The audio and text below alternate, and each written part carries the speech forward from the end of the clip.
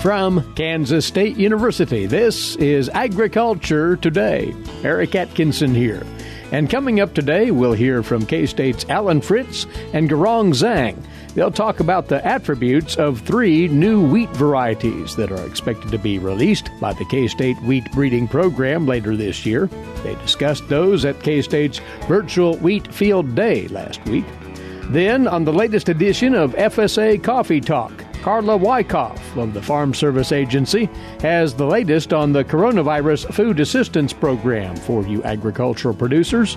And later, K-State's Charlie Lee, this week, taking a look at one response to wildlife depredation to livestock and other property involving direct financial compensation to landowners. All that and more ahead on this Agriculture Today. What is radon? Home exposure to radon gas is the leading cause of lung cancer death in the United States for non-smokers. In Kansas, 1 in 4 homes will test at or above the EPA action level. The Surgeon General recommends all homes be tested and fixed if necessary. Visit kansasradonprogram.org for more information. Test, fix, save a life. This message brought to you by the Kansas Radon Program, the Kansas Association of Broadcasters, and this station. This is the K-State Radio Network, and welcome once again to Agriculture Today. Last week, you'll recall, over 2 evenings, the Department of Agronomy at K-State put on its 2020 Virtual Wheat Field Day, which was a first among many firsts amidst the pandemic. On that field day program, Thursday evening, 2 K-State wheat breeders. They offered a report card on the performance of recent new winter wheat varieties out of the K-State program. And to whet the appetite for what's next, they shared a prospectus of those brand new wheat lines that are set for release this year for you growers to try out. Allan Fritz runs his part of the breeding program from campus, and he was asked to talk about the 2 new releases that will be targeted for central Kansas growing conditions. Right now, both are going by their experimental numbers, but soon are to be formally named. The first one is KS09 049K8. The history, the parentage on this is Duster and Overlay with a little bit of a spring wheat from Simmet thrown in called Amadina. It's a medium early variety, and this is really kind of the culmination of our effort to breed race nonspecific for leaf rust resistance. We kind of accidentally got it in Everest. We intentionally got it in this variety. So this really holds up very well to leaf rust, and we really fully expect this to be durably resistant to leaf rust, or at least we certainly hope so.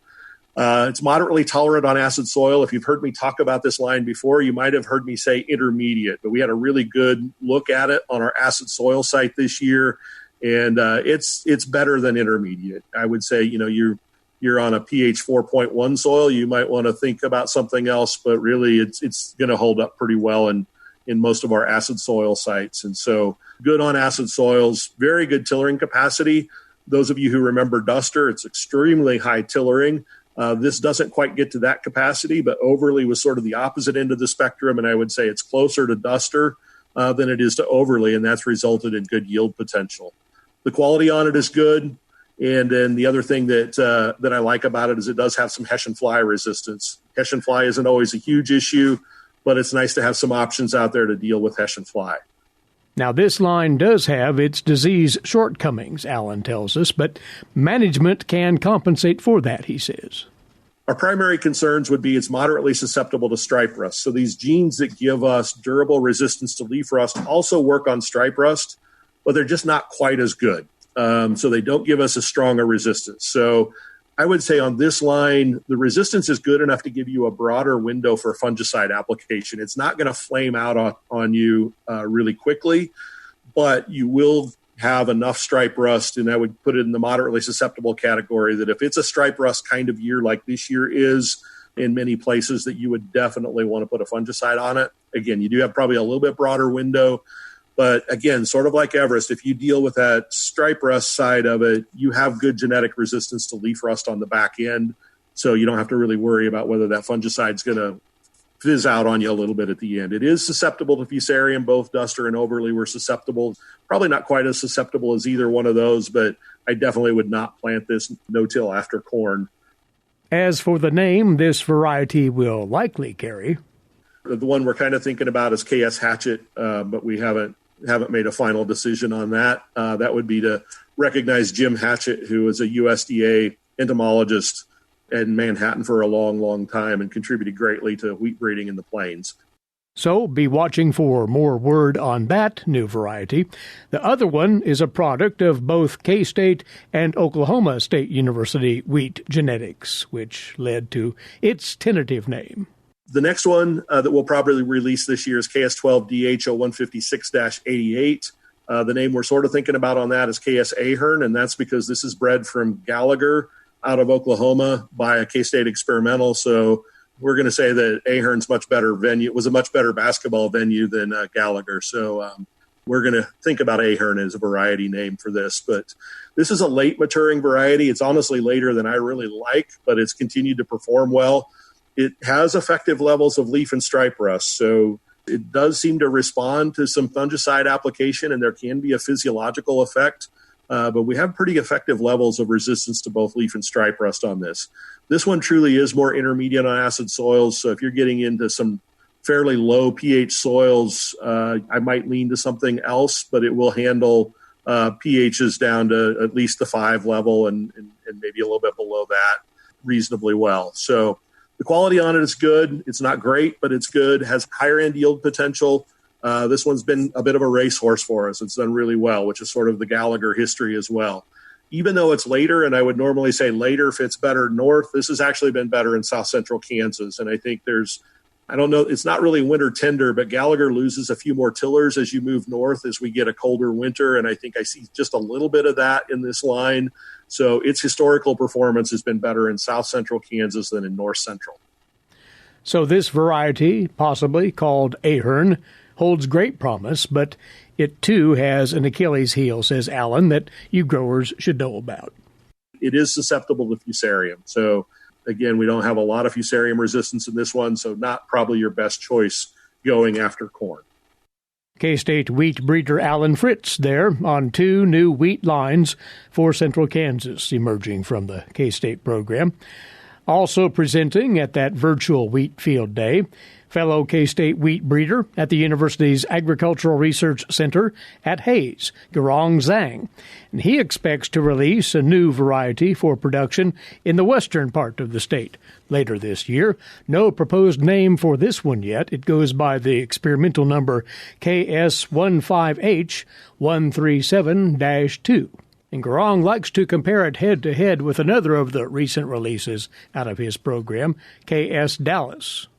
Its maturity, height, and the yield performance, and the wheat streak mosaic virus resistance, and also the straw strengths, they're all similar as KS Dallas. But it provides more resistance to stripe rust. It also has a hessing fly resistance. The leaf rust a little bit weak, it's intermediate. So, someone may ask me why I need to release this. Most of the traits are similar to KS Dallas. I think because of that, more resistance to stripe rust. Second is that the wheat streak mosaic virus resistance actually has the same WSN2 major gene, but the minor genes might come from different backgrounds. So I think if we have this released, it will provide more diversity for the wheat streak mosaic virus resistance.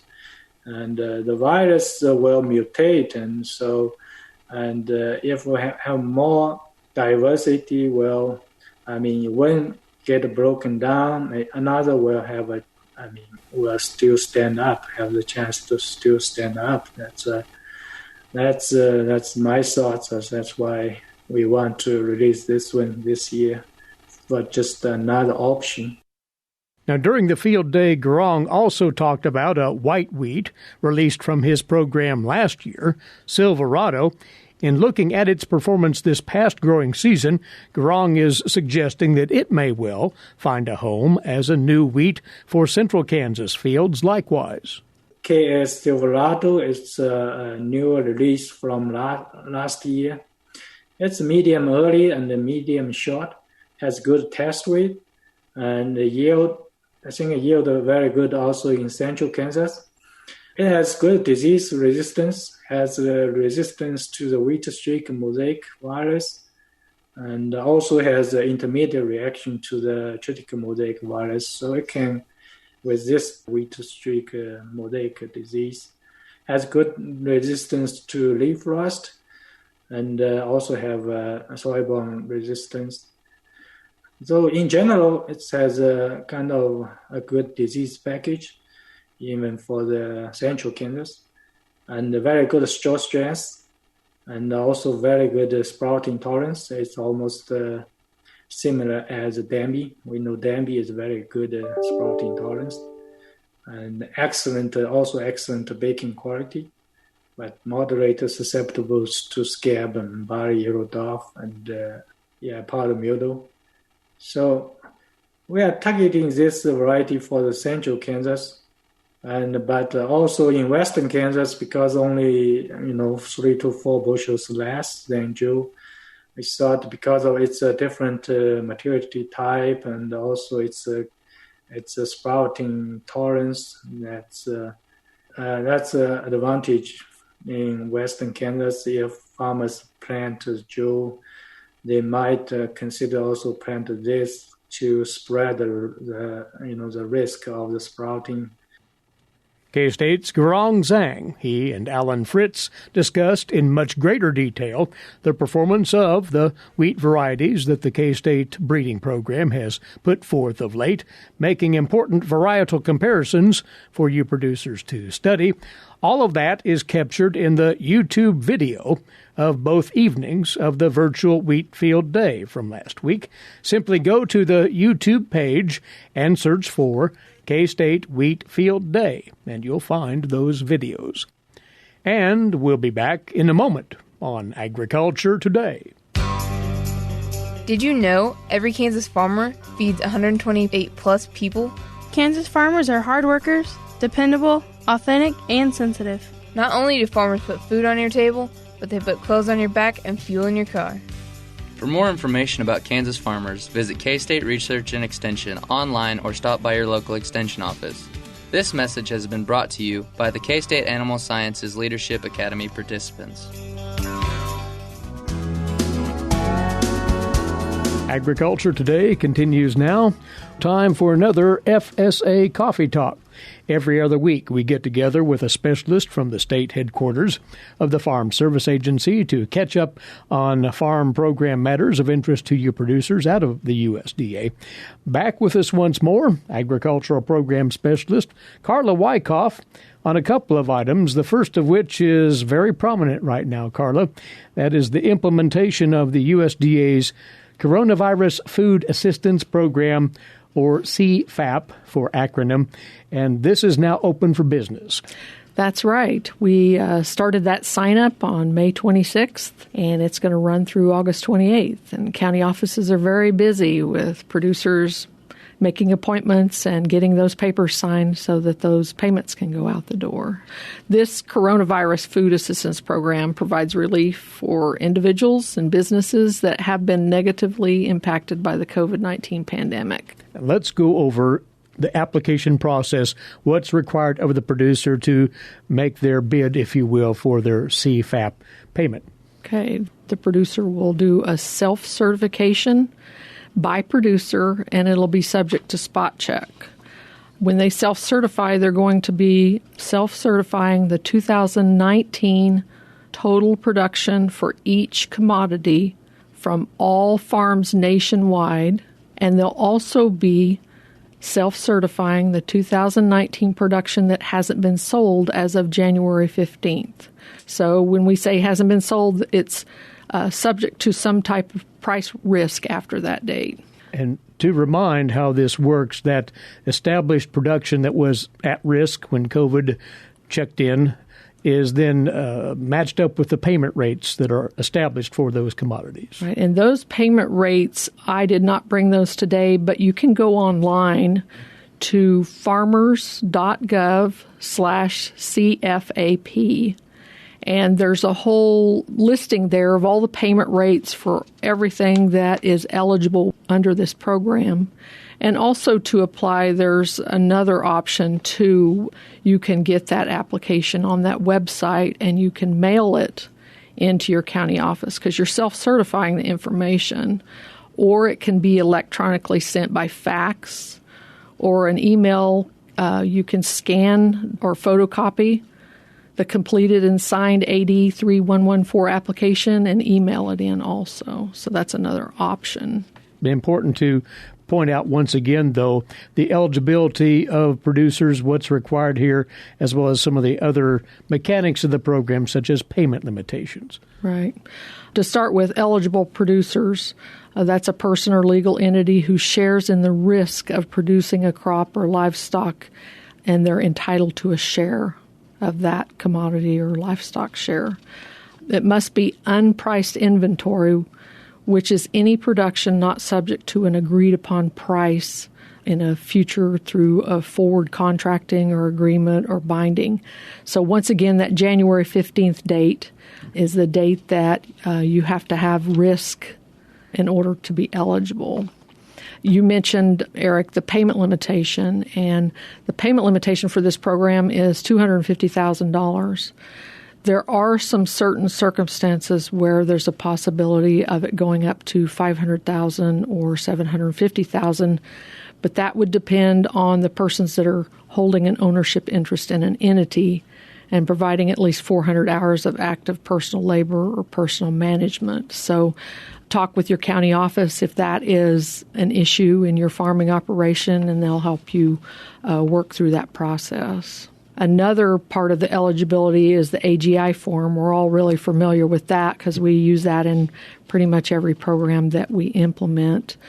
For this program, the rules apply during the base period of an average for 2016, 2017, and 2018. If a producer has an earnings over $900,000, there is an option within this area that they can obtain a certification from a licensed CPA or an attorney to verify 75% of the AGI is derived from farming, ranching, or forestry operations. One thing I do want to mention about the eligibility documents that's important, and this is a little different from our other programs in that you must file all your eligibility documents that are required in order to be eligible for this payment. Those have to be filed within 60 calendar days from the date of signing the CFAP application. So just a reminder again, that's 60 days after signing that CFAP application, you have to have all your eligibility forms in. And normally when we make payments, you have to do eligibility forms, and sometimes we end up waiting quite a while for all the eligibility forms to come in for a producer. But this program has a deadline. So 60 days after you sign that, you need to have your eligibility forms completed. And that's important for producers for whom this is the first go at USDA programs. Right. So all of the conservation compliance and documentation has to be done by then. Right. That's true. Yeah, most producers will probably already have these forms on file. The categories within this program are dairy, non-specialty crops and wool, livestock, and specialty crops. We'll be talking more about these other programs in the future, such as the livestock, to give you a little more detailed information about that. Today, we're just going to talk more about the dairy and the non-specialty crops. Dairy is eligible on commercially marketed milk production or dumped milk in pounds, and that's for the months of January, February, and March of this year. Under the non-specialty crops in the wool area, the crops that are eligible are corn, soybeans, hard red spring wheat, durum wheat, upland cotton, canola, oats, malting barley, but the malting barley must be delivered to a malting facility for it to be eligible. Then there's millet, sorghum, sunflowers, wool that's graded, which is considered a clean basis, and then wool that's non-graded, which would be a greasy basis. One thing you might notice in that listing that I just mentioned is that hard red winter wheat is not included as an eligible commodity within this program. Another thing to mention here is any crops that were determined for grazing are not eligible for this payment. But any of the eligible crops that are listed under the program, if they were hayed or taken for silage, those are eligible, and they will be converted to bushels for this program and make that payment. So just want to remind everybody to call or visit with your recording county office for assistance in completing this application, and different offices are in different statuses, so you need to talk with them first before you make a trip to the office. Once again, with that deadline for applying for this assistance, August the 28th, but some finer details need to be sorted out. So get on to that as soon as is plausible with your local FSA personnel. While we have you here, Carla, we did want to mention one other thing, and this would be appropriate to the upcoming wheat harvest, perhaps. The Marketing Assistance Loan Program is still very much intact and available for producers to take advantage of as well, right? That's true, Eric. For 2020 harvested, this is a marketing tool that's available to eligible producers beginning upon harvest of an eligible commodity. So it provides an interim financing at harvest time to help meet cash flow needs without having to sell the commodity. Normally, this is a 9-month loan, but there have been provisions set into place that allow producers to choose a 12-month loan if they would like to. But that option will end at the end of September. So if you get a loan before September 30th, you will have the option of having a 12-month loan if you want to instead of the 9-month. The thing about that is with these loans is that you can repay them at any time. And that option is to repay at principal plus interest or the CCC determined value, whichever's lower. So to request a loan, you need to contact your county office that maintains your farm records, and they can discuss with you how to move through that process. It's a pretty low interest rate right now. The June rate, which we just received, is 1.125%. So that rate sits in place on that loan until January 1, and then it changes on January 1st to the rate of whatever the January rate is for the rest of the loan period. So a variable interest rate is involved in that, but you're locked in. If you get the loan in June, which there may be some people that are harvesting then and able to do that or finished harvesting by then, you'd get that 1.125 for those months through January 1st. So just contact your county office, and they can definitely help you through that process if you're interested in that. Again, this is an alternative. If you have an immediate short-term cash flow need, the Marketing Assistance Loan can help you out with that through the USDA. But again, keep a dialogue with your local FSA folk, and they can walk you through all the nuances of that, or the CFAP program as it continues. We appreciate the update, Carla. Thanks for coming by. You're welcome. Thank you. Agricultural Program Specialist, Farm Service Agency, State Office for Kansas. That's Carla Wikoff. And Carla's been our guest on the latest edition of the FSA Coffee Talk. Now we'll break away for a few moments. When we come back, today's agricultural news headlines and more for you. You're tuned to Agriculture Today. Social distancing slows the spread of coronavirus, so if you have a fever, dry cough, and shortness of breath, call your healthcare provider before going in. More info at coronavirus.gov. Let's all do our part, because we're all #AloneTogether. Brought to you by the Ad Council. Welcome back to Agriculture Today, broadcasting from the campus of Kansas State University. Eric Atkinson with you. Well, for the USDA's Crop Progress and Condition Report for this week, Topsoil moisture supplies are rated this week at 5% surplus here in Kansas, 72% adequate. Check that, 11% surplus on topsoil, 64% adequate, and 25% short to very short. The subsoil moisture is at 5% surplus, 72% adequate, and 23% short to very short.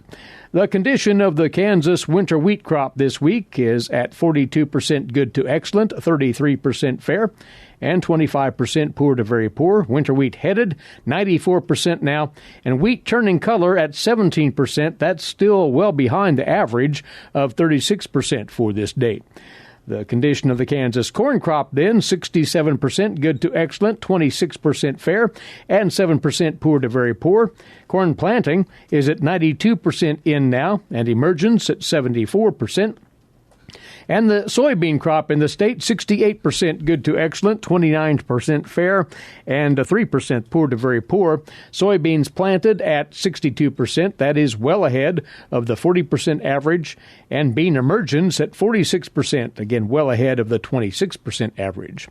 Grain sorghum planting at 27% in now. That's well ahead of the 17% average. And range and pasture conditions this week at 58% good to excellent, 32% fair, and 10% poor to very poor in the state of Kansas. For the roundup of crop conditions nationally now, here's the USDA's Stephanie Ho. USDA meteorologist Brad Rippey says the last few days of May were favorable in the Midwest for planting. Corn planting approaching completion in many areas by May 31st. National progress at 93%. That is ahead of the 5-year average. And of course, well ahead of last year's flood-affected number. Just 64% of the corn had been planted by the end of May 2019. At the same time, he says high numbers of corn acreage remain to be planted in Indiana, Kentucky, Michigan, North Dakota, Ohio, and Pennsylvania. Now, in terms of corn emergence, it was a warm week for the most part across the Midwest, and that did encourage quite a bit of corn emergence and development. Overall, 78% of corn emerged nationwide. Meanwhile, corn condition was mostly favorable. 74% is rated good to excellent, while 4% is very poor to poor. The rate of soybean planting is more than double the pace of the same time last year. We saw some pretty good progress in soybean planting, advancing to 3/4 complete by the end of May.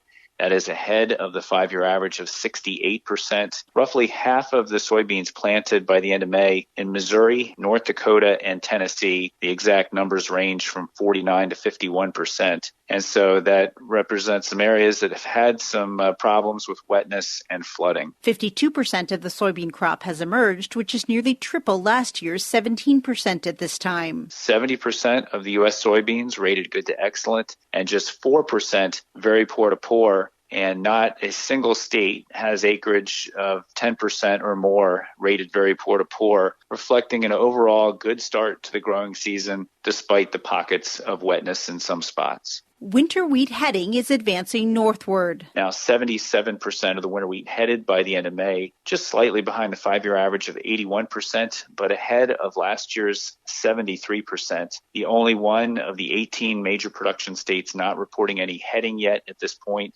Winter wheat harvest, our first look at that table for the 2020 season, 3% of the U.S. winter wheat harvested by the end of May. That is slightly ahead of both last year's pace of 1% and the 5-year average of 2%. Meanwhile, he has the condition outlook. We are continuing to see some problems with drought and the after effects of freeze damage in some areas, particularly across the central and southern Great Plains. Overall, 51% of the crop is rated good to excellent. 19% is very poor to poor. This is Stephanie Ho for the U.S. Department of Agriculture in Washington, D.C. Well, next up, K-State dairy specialist Mike Brook with this week's edition of Milk Lines. Mike? Today I'd like to visit with our Kansas dairy farmers concerning some of the silage chopping that they may be doing as they move into the spring and early summer. Small grain silage harvest is well underway in many parts of the state and will continue here for the next couple of 3 weeks, depending on what quality of forage we might be trying to harvest for our dairies. Just wanted to remind everyone that as we think about harvesting these crops for Silage, the dry matter content at harvest is really, really important. We'd like to have that between 30 and 38%. And the forage maturity is also very important. Forage maturity has a high impact on milk production and intake. As these crops get more mature, and they do mature very quickly, we can quickly lose 5 to 10 pounds of milk production per cow per day and 3 to 4 pounds of dry matter intake in our lactating herd if we're using this as a major part of the ration for those animals. This is combined with the summer slump we normally see with milk production due to heat stress as well as intake. So it's really a combination problem if we don't get these harvested at the right maturity.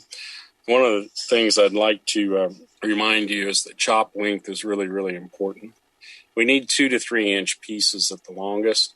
Very few stems that are 4 inches or longer. In order to do that, our theoretical cut length for these types of forages probably needs to be set somewhere between a 1/4 inch and a 3/8 of an inch. The reason that we need to do this is that some of these particles are going to feed through the chopping system crossways, and as a result of that, we get longer pieces of forage. So just make sure that you're chopping at small enough length that you actually avoid a lot of the longer particles. Longer particles do not pack well. They also cause issues with sorting when we try to feed them in the bung. So one last thing to remind everybody is that we need to be watching ash contents in these forages, and a lot of times that is due to soil contamination. So make sure that your rakes and the pickup attachments on your chopper or baler are set so that they're not a tillage tool in the field. So we want to try to maintain that ash content at 10% or less of the dry matter of the forage that we're harvesting. This is Mike Brook with K-State Research and Extension, encouraging our dairy farmers to consider several different things as they determine when and how they're harvesting alfalfa and small grain silages. All right, Mike, many thanks. Well, over the years, we've talked with K-State's Charlie Lee extensively about dealing with wildlife predation on livestock. There's a new idea that is being tried out in California, and he'll tell us about it next on Agriculture Today. When you are in need of timely, reliable, and trusted information, K-State Research and Extension is here. Whether it's organizing people, information, or resources, they have the necessary tools. Community comes first for K-State Research and Extension. For more information and to connect with your county's extension agents, visit www.ksre.k-state.edu. Closing out this Agriculture Today, Charlie Lee joins us once more, K-State Research and Extension Wildlife Specialist, on another aspect of wildlife management. Charlie, you're going to pass along information today on compensation programs for landowners for wildlife damage, and more specifically, predator depredation losses to that landowner's property or livestock. And this is a common approach, you say? Well, financial compensation for damages caused by wildlife is an alternative to lethal control. However, it's had problems over the years. There are some strong supporters. There are a lot of folks that disagree with that type of program, but it's fairly popular. I think there are about 14 states in the United States that have some sort of a compensation program for wildlife damage. When you kind of break those down, deer is the most common species that has a compensation program, and then bear, elk, moose, waterfowl, wolves, mountain lions, coyotes. But when we look at here in Kansas, coyotes would be, as the predator, would be one of the species where compensation may be appropriate. It's become controversial in how we make payments, either a direct payment and who provides the evidence that the damage was actually caused by a predator or a species that they suspected caused the damage. So I'm not sure that this is a program that's going to be the panacea, but we do know that what we've been doing for 150 years is not satisfying everyone. So there is some movement underway to a new approach that perhaps is going to just pay for the presence of certain species of wildlife on your property, whether they're doing damage or not. And this is an approach, you say, that's already underway in part of California? Yeah, this approach has been underway for a short period of time in California, primarily for the gray wolf and mountain lion issues. These types of conflicts are really intensified by public policy. You've got state and federal wildlife management agencies that have reintroduced and protected carnivore species through the Endangered Species Act or other state-type laws. Then you have some ballot initiatives that provide state protection to species like mountain lions in California, despite very good scientific evidence that these animals are not threatened with extinction. Then you have predators in California that are certainly implicated in depredation events, and both sides of the spectrum are unhappy about potential compensation programs or the lack of funds to increase lethal control. So there's being an emergent use of payments for ecosystem services. That's an alternative to direct depredation compensation programs. I think there's application for that. There's certainly a lot of things to work out, and one of the main ones is what's going to be the source of funds. And this particular approach is being funded privately as opposed to using public funds, you say? Well, in part, it's a community-based approach. I'm certain that there's going to be the need for funds to continue these type programs is going to be ongoing. It's probably going to continue to get larger as more people participate. So they're going to need a steady presence and a continuing presence of funds to continue these. But I think this has some application. It perhaps solves the problem of those producers that are using non-lethal approaches, simply scaring the predators off of their property onto their neighbors that may be using lethal approaches. It kind of evens out that playing field and allows the opportunity for all to have funds, whether their management techniques are adequate enough to protect their livestock or not. So I think this type of an approach can provide mixed results. You've certainly got the direct economic losses. You've got the indirect losses, such as reduced weight gain, lessened reproductive success, and additional labor to do these non-lethal control methods. So this payment for just the presence of these species, I think, is an improvement, but I'm sure there will be other issues that will have to be worked out as we go forward. The mechanics of this, though, there's a lot to it, which we can't get into every aspect and every detail here, but determining how much payment will be provided and what the likelihood of a given species is on that property in question. Lots going on here, Charlie. Yeah, and we still have to deal with the generational attitudes from folks. There are some that are probably never going to be satisfied by just a compensation payment. They want to do things the way their families have done for years.